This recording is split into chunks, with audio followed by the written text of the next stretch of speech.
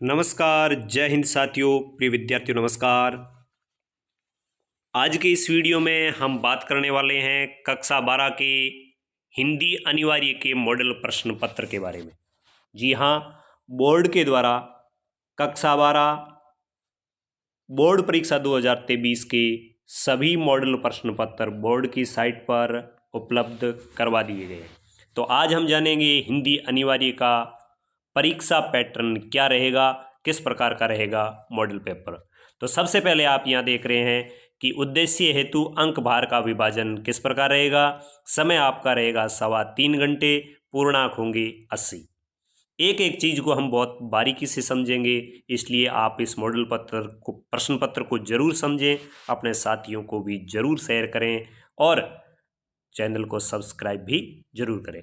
तो ज्ञानात्मक उद्देश्य से संबंधित आपके कुल अंक होंगे पेपर में 15, पेपर का प्रतिशत होगा 18.75। अवबोधात्मक प्रश्न होंगे, उनके अंक होंगे कुल 27 और पेपर के अंकों का प्रतिशत होगा 33.75।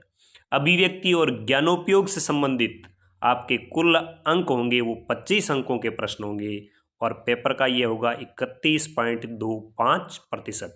मौलिकता और कौशल से संबंधित 13 अंकों के प्रश्न होंगे और पेपर के अंकों का प्रतिशत वो होगा 16.25। अब किस प्रकार के प्रश्न पूछे जाएंगे ये जानना बहुत जरूरी है। तो आप यहाँ पे देख रहे हैं कि सबसे पहले प्रश्न होंगे वो आपके पेपर में होंगे वस्तुनिष्ठ और रिक्त स्थान, यानी 12 प्रश्न वस्तुनिष्ठ होंगे, मतलब अ ब स और द ऑप्शन दिए होंगे, उनमें से आपको सही करना है। तो वो प्रश्न होंगे 12 और 6 होंगे रिक्त स्थान के, मतलब कुल प्रश्न होंगे वस्तुनिष्ठ 18। प्रत्येक प्रश्न 1 अंक का, मतलब कुल 18 अंक के प्रश्न और इनको आप लगभग 27 मिनट में है वो कर सकते हैं। ठीक है, इसके बाद प्रश्न होंगे अति लघु उत्तरात्मक, मतलब बहुत छोटे उत्तर वाले 11 प्रश्न होंगे। प्रत्येक प्रश्न 1 अंक का होगा, कुल अंक हो जाएंगे 11। प्रश्नों का प्रतिशत हो जाएगा 13.75 और इनको आप करने के लिए हल करने के लिए समय ले सकते हैं 22 मिनट। इसके बाद जो प्रश्न होंगे वो होंगे लघु उत्तरात्मक, ये 7 प्रश्न होंगे। प्रत्येक प्रश्न 2 अंक का होगा, मतलब ये 14 अंक के होंगे। इनको हल करने के लिए आप समय लें 42 मिनट और प्रश्नों का प्रतिशत 17.50। दीर्घ उत्तरीय, मतलब लघु उत्तरात्मक से बड़े उत्तर, दीर्घ उत्तरीय प्रश्न, तो ये होंगे 4 प्रश्न। 4 प्रश्न मतलब 2 प्रश्न तो होंगे 3-3 अंक के, मतलब 6 अंक के। एक प्रश्न होगा 4 अंक का, एक प्रश्न होगा 6 अंक का। तो ये दीर्घ उत्तरीय आप इसमें यह मान लें कि अभिव्यक्ति और माध्यम पाठ्यपुस्तक के प्रश्न हो सकते हैं, एक पत्र और एक निबंध भी हो सकता है। तो ये कुल होंगे आपके 4 प्रश्न 16 अंक के और इनको आप हल करने के लिए समय लें 48 मिनट।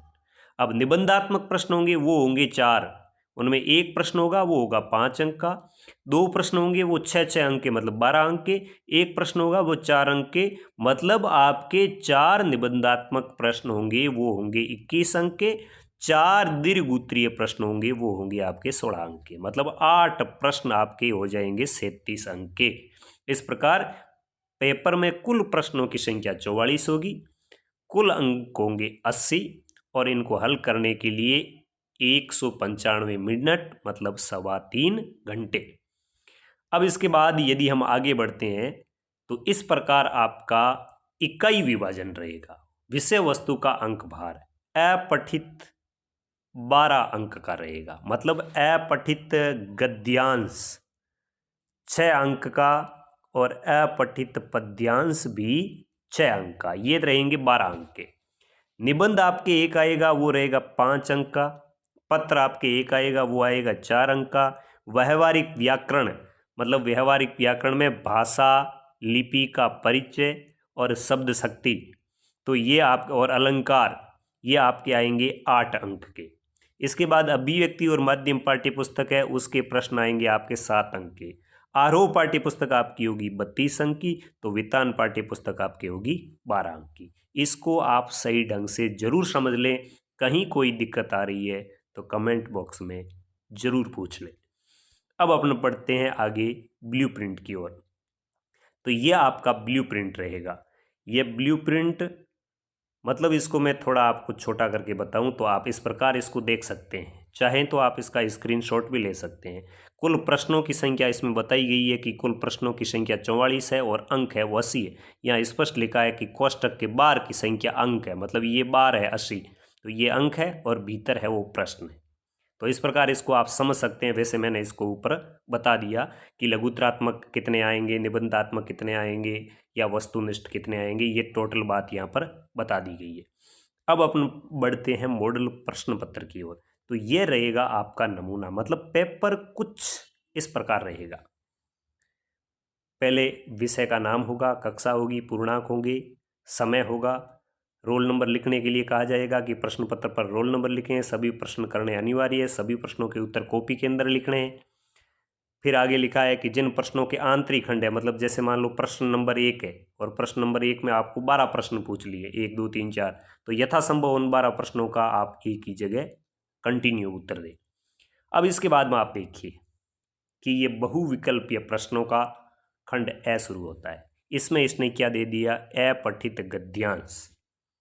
और अपठित गद्यांश देने के बाद यहाँ पे प्रश्न पूछ लिए इस गद्यांश में से ही कि पुस्तकालय की सबसे बड़ी उपयोगिता क्या है।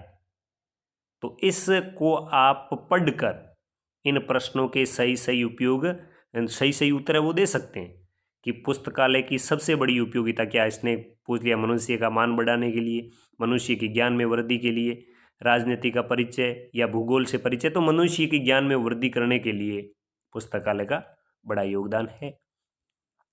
फिर आगे दूसरा प्रश्न पूछ लिया, मनुष्य के लिए पुस्तकालय का योगदान नहीं है, किसके लिए नहीं है, तो ये कभी भी अमानवीय बुराइयों को उभारता नहीं है।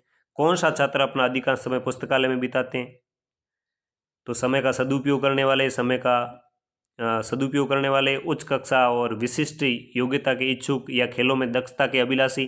तो आप यहाँ ऊपर देख सकते हैं, इसको पढ़कर आप आराम से उत्तर दे सकते हैं कि अधिक समय है कौन करता है। यही कारण है कि उच्च कक्षा और किसी विषय में विशेष योग्यता प्राप्त करने वाले विद्यार्थी। तो यहाँ मैं एक एक प्रश्न यहाँ देख के उचित नहीं समझता, इसलिए आप आराम से इनको कर सकते हैं। ये इसका सही है। पुस्तकालय शब्द पुस्तक प्लस आलय के योग से बना है, तो कौन सी संधि है, तो पुस्तक और आलय। तो यहाँ पे अपन कहें कि पुस्तक और आलय तो दीर्घ संधि है। उपयुक्त गद्यांश का शीर्षक क्या है, पुस्तकालय का महत्व कर सकते हो। अवकाश के समय में हमारा सच्चा साथी कौन है, तो पुस्तकालय है। तो इस प्रकार ये 6 प्रश्न क्लियर होते हैं। फिर है अपठित पद्यांश, इसमें से 6 प्रश्न पूछे, तो यहाँ 6 प्रश्न है, इनके भी उत्तर आप आराम से दे सकते हैं। कवि ने इसमें किस महापुरुष का उल्लेख किया है, तो आप महापुरुष का नाम है उसका कातरता, चुप्पी या चीखें या हारे हुए की खोज, जहाँ भी मिलेगी उन्हें प्यार से सितार पर बजाऊंगा, जीवन के कई बार उकसा कर मुझे अनलंघ्य सागरों में फेंका है, अग्नि भट्टियों में झोंका है। इस प्रकार मतलब आप फिर जन्म लूँगा कल फिर आऊँगा, किसके बारे में बताया यहाँ पर, तो इसके बारे में बताया मैं मर जाऊँगा लेकिन मैं कल फिर जन्म लूँगा, कल फिर आऊँगा।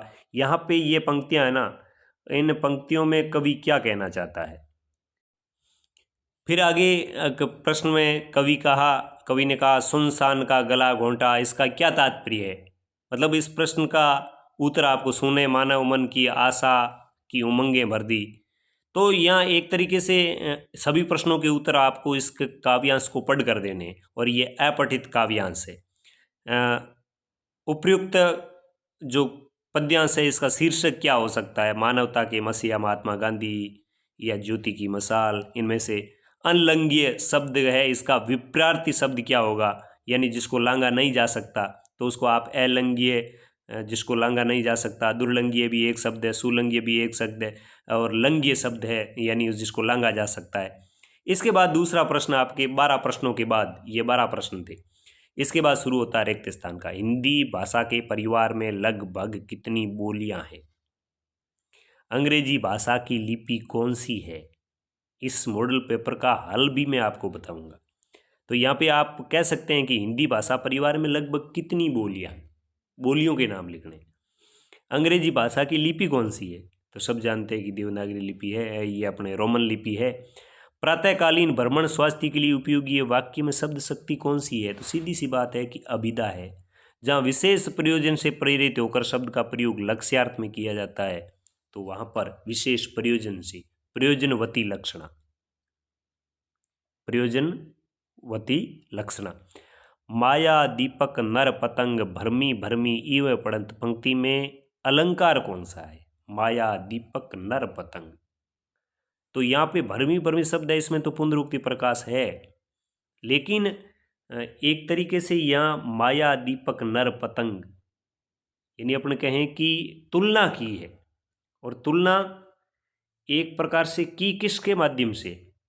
यानी उपमेय और उपमान में एक तरीके से यहाँ पे तुलना की है। तो भरमी भरमी शब्द है, इसमें तो आप कह दोगे पुनरुक्ति प्रकाश अलंकार है, तो काव्य पंक्ति में पुनरुक्ति प्रकाश भी कह दोगे, लेकिन यहाँ पर रूपक अलंकार का प्रयोग हुआ है।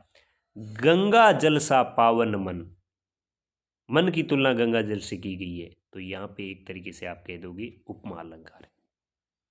अब कोरम गणपूर्ति और पैक्ट कानून, इसका आपको पारिभाषिक शब्द लिखना है। परिसंग का पारिभाषिक शब्द लिखना है। फीचर का प्रारंभ कैसा होता है? फीचर का प्रारंभ हमेशा आकर्षक होता है। कवि बनने के लिए लेखक आनंद यादव ने किसे गुरु बनाया? यशोधर बाबू ने किशनदा के गांव चले जाने के बाद कौन सी परंपराओं का पालन किया? डायरी के पन्ने पाठ के आधार पर एन फ्रैंक का प्रकृति से जो प्रेम था उसका वर्णन करना है। ये एक एक अंक के चल रहे हैं। यशोधर बाबू अपने बच्चों और पत्नी को क्यों चाहते थे? सिंधु घाटी सभ्यता के 2 महान नगर कौन कौन से हैं?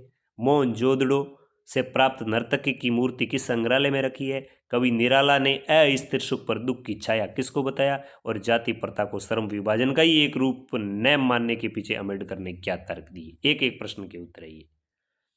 इसके बाद यदि हम आगे बढ़ें तो पेपर का खंड ब शुरू होता है। अभिव्यक्ति और माध्यम पाठ्य पुस्तक का ये प्रश्न है, यह भी अभिव्यक्ति और माध्यम पाठ्य पुस्तक का है। फिर खाद्य पदार्थों की मिलावट पर एक आलेख लिखना है। देखिए मैंने आपको पहले बताया था कि आलेख भी पूछा जा सकता है। भाषा को सहूलियत से बरतने का क्या अभिप्राय है? तो बात सीधी थी पाठ में से।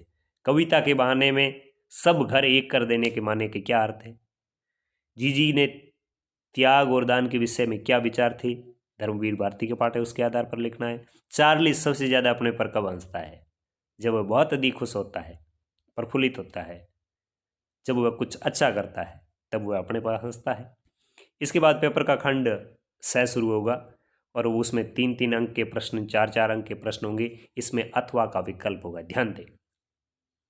रुबैया पाठ के आधार पर घर आंगन में दिवाली और राखी के दृश्य बिंबों को अपने शब्दों में लिखिए। फिर गोरखपुरी का पाठ, निराला की बादल रात कविता का उद्देश्य क्या है और वर्तमान परिप्रेक्ष्य में उसका आंकलन कीजिए।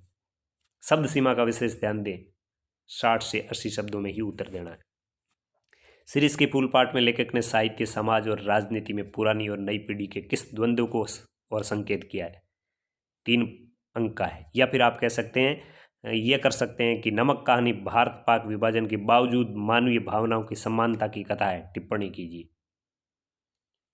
13वां प्रश्न में सूर्यकांत त्रिपाठी निराला का कवि परिचय लिखिए या विष्णु खरे का लेखक परिचय लिखिए। किसी एक का लिखिए, 80 से 100 शब्दों में लिखिए। 4 अंकों का प्रश्न है।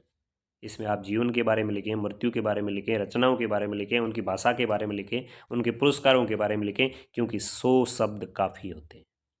10 लाइनें आपकी कम से कम होनी चाहिए। इसके बाद यदि बात करें प्रश्न नंबर 14 की, तो यशोधर बाबू की पत्नी उनकी अपेक्षा अधिक प्रगतिशील है। 6 अंक का प्रश्न है, 120 शब्दों में उत्तर देना है। लेखक आनंद यादव संघर्ष करके जीवन को ऊंचा बनाता है, आप इसे कहाँ तक सहमत हैं? इसके पक्ष में प्रमाण दीजिए, उत्तर लिखिए 120 शब्दों में। 6 अंक का है। इसके बाद पेपर का खंड शुरू होता है। द में क्या होता है कि पद्यांश की सप्रसंग व्याख्या करनी है। जैसे ये तुलसीदास का लिखा हुआ पाठ, लक्ष्मण मूर्छा और राम विलाप, उसमें आपको प्रसंग लिखना है। सप्रसंग का मतलब प्रसंग लिखना है। प्रसंग लिखोगे तो 2 अंक मिलेंगे। फिर उसकी व्याख्या लिखोगे तो व्याख्या के आपको 4 अंक मिलेंगे, कुल अंक मिलेंगे 6।